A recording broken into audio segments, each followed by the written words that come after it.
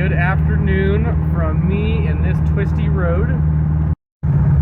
So, before I get into all the details about this, for those of you who want to know, in short, E85 with atomic EFI, don't do it, it doesn't work. The medium answer, you can do it if you want to deal with it, but it does run really, really weird. And then also the long answer, just don't do it. It's not made to run it. I don't believe anybody else would be happy with it either. As you may know from my previous videos, I have the atomic EFI throttle body fuel injection on this car. I have the controller for it right there. I recently tried putting E85 in it. I read a bunch of stuff from MSD's website, and they said you won't hurt it. It is made to take ethanol, but it's not programmed to actually run it. So I thought, okay, well, I'll give it a shot. So I went to the gas station after I ran the tank almost empty, got some E85, and then filled it up, or I just put 10 gallons in it, just filled it up out of some gas cans. And then I let it idle in my driveway, and I was gonna wait until the engine either died or started to run rough or something like that. And so what I found out was that the engine probably ran for maybe 10 or 15 minutes, and I thought maybe it should have been doing something by now. And so I went out and drove it to make, to burn fuel faster. And it just kept running completely normal, and I was just kind of baffled by it. And you could definitely tell a difference by the way it ran. It did run a little bit harder. It was not a lot, but you could kind of hear it. It's kind of hard to describe, but it did run different. But the air fuel ratio was completely the same. But long story short, with air fuel ratio, you'll see E85 reads that, stoichiometry for E85 is 8-to-1 or 9-to-1, AFR reading. And so how they get that number, though, is the AFR lambda value, which is either less than or greater than 1. And so for gas, the perfect burn mixture is 14.7 to 1. And so if you have a lambda value of 1, they take 14.7 times 1, and that's how they get that number. So if it's lean, it goes higher because there's more oxygen in the exhaust, and that's what the O2 sensor is reading. If the number is less than 1, it's rich. And so if you're tuned, quote unquote, for E85, you're going to have the same lambda value reading, but it's going to be times 0.8.5 or 9 or whatever the ratio is for E85. So basically, even though this reads 14.7 or whatever I have it set to, the fuel injectors were compensating for that to get the mixture to the right mixture. It was still the same lambda value, and it reads exactly the same.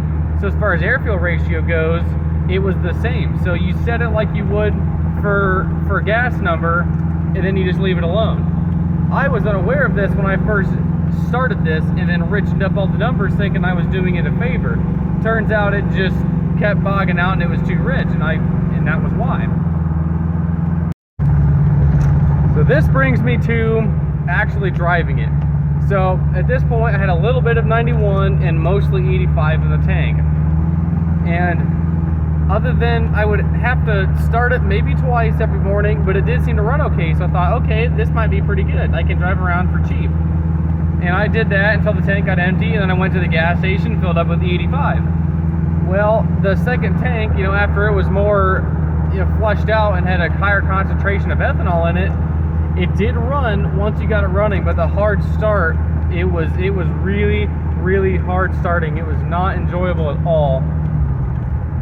So it wasn't just, you gotta turn the key twice and it'll start the second time. It was a fight. It was struggle to life. You had to constantly give it gas like it was a carburetor.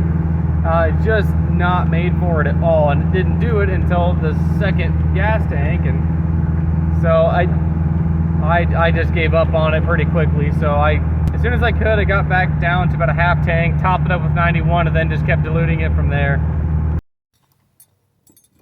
This is the first cold start after putting E85 in this thing.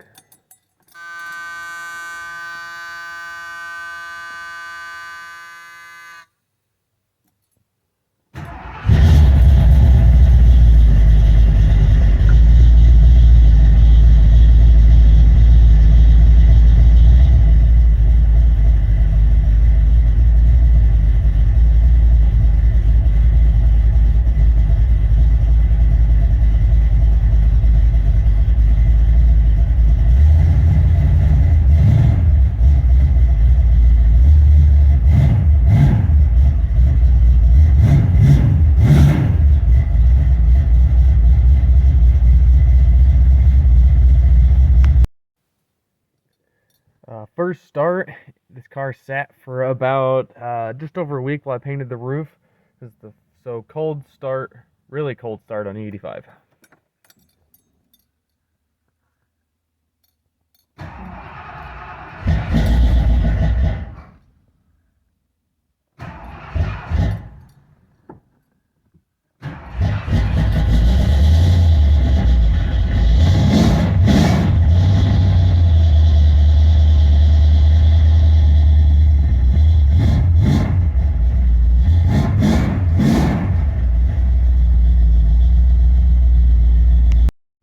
This is first start after sitting for a day after I gave up on E85. So this is half tank of E85 topped off with 91.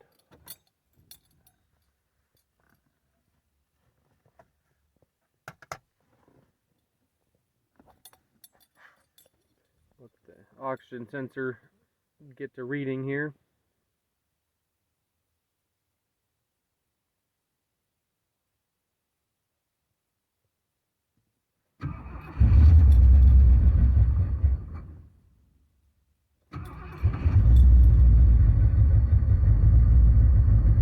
I did not give this any gas at all, either crank, to start this.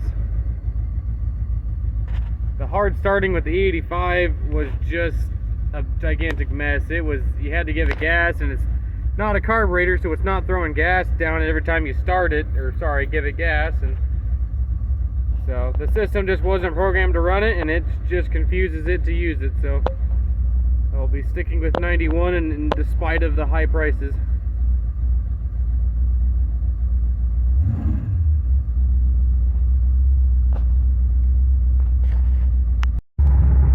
If you like this video or if it helped you out, feel free to like and subscribe.